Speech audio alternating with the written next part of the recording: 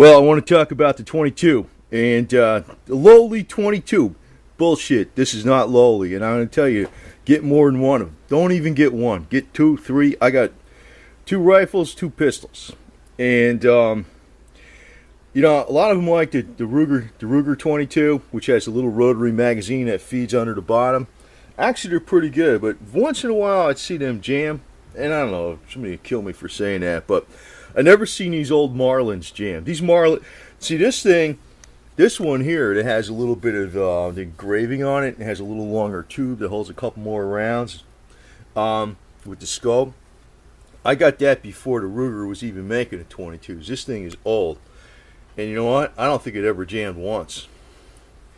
I mean, maybe it did sometime when the ammo was no good, but it never jams with good ammo.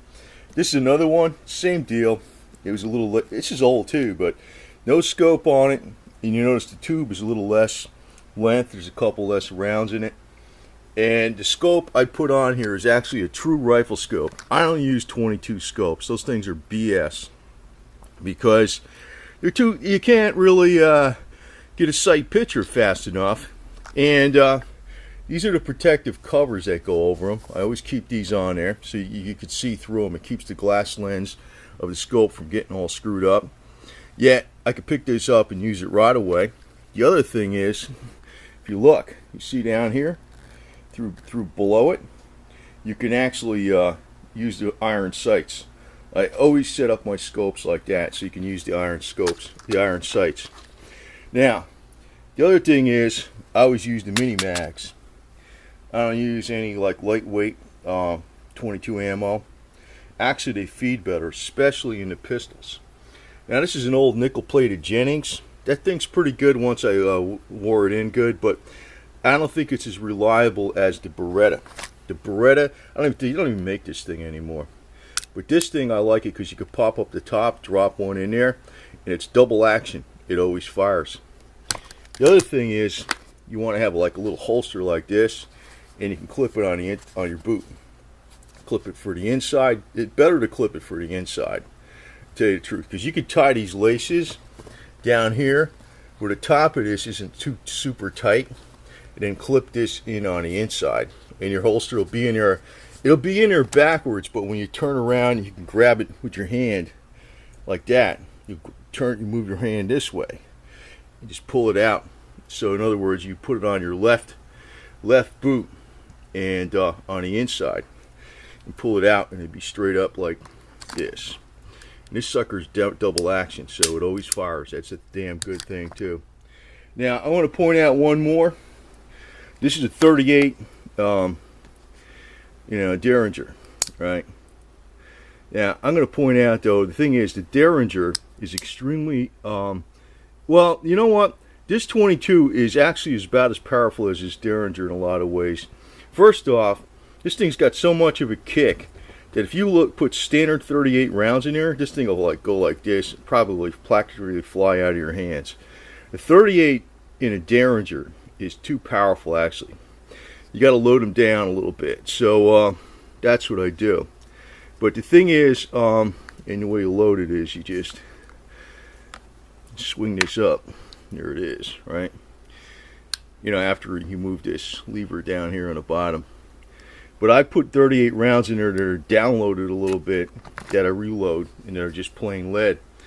But that takes kind of some of the advantage out of using this stuff. So, actually the 22 is actually more powerful than the 25 little semi-automatic pistols. The 22 is actually more powerful, especially if you're using these mini mags. So there's absolutely no reason to get a 25 or a 32. And a 38 and a Derringer, this damn thing, if you have like full loads in it, it flies right out of your hand practically, so it's very inaccurate. And I tell you the truth, I like this little Beretta the best. I also like the Marlins. The Jennings is okay, but it's not 100% reliable. That's the one thing I don't like about it. It's cheap though. It's cheap. And it was nickel plated, so it doesn't corrode, which could be an advantage. But I liked it. See, I don't think they even make this Beretta anymore. Where it had this top loader on it. That, I think, is a super feature, because even if the damn thing jammed, you could pop it open and throw one in there. But it doesn't jam. This thing is really good. But I like it because you got a lot of firepower in a small package, and it's double action, so it's always ready. It's always ready. Here's the safety in the back, so you know. But it's this is ultra reliable, and these two Marlins are ultra reliable. Of course, the Derringer is ultra reliable because it's it's not much to it. But you know, I could actually shoot pretty good with this little 25. This little 22 Beretta for like 25 yards, no problem. I can actually shoot pretty good with it. Even in Jennings too, because and I did was you got fixed sights. I had to mess with the sights a little bit, file them down, did the front sight down a little bit because it was shooting a little bit low or high. I forgot what it was. I guess when I filed it down, it was shooting high or shooting low, so I had to bring it up. So, but it's pretty good now. It's actually accurate, and I can hit stuff with these little 22 pistols from 25 yards, no problem. Pretty good. Like say about a good 1 foot by 1 foot target. I can nail it with these things, no problem. They're not bad from that distance, and they're powerful, man. So, but these little suckers are loud, man. Like you're shooting out of a rifle, it's not nearly as loud as shooting out of this little pistol. They get loud with a short barrel, but they're extremely handy, very compact, fantastic. And again, I want to recommend, you know, you don't need no fancy scope for a 22, but do not use a 22 scope scope on a 22 rifle. Use a full scope like you'd have like on a 30-06, and set it up with these rings where you can use the sights underneath it, and that's the way to go. And use these protective covers. But these little rifles, man, I mean a 22 would really actually take down a deer if you shoot it in the head. It would. So I mean, don't think it can't do the job, man. It can. So, but if you had to do something like that, I guess that's in a situation where there's no food and there's nothing you can do about it because it's illegal to shoot a deer with a 22. But if there's no way around, there's no options around, it'll still work. So it's powerful. Don't let it fool you.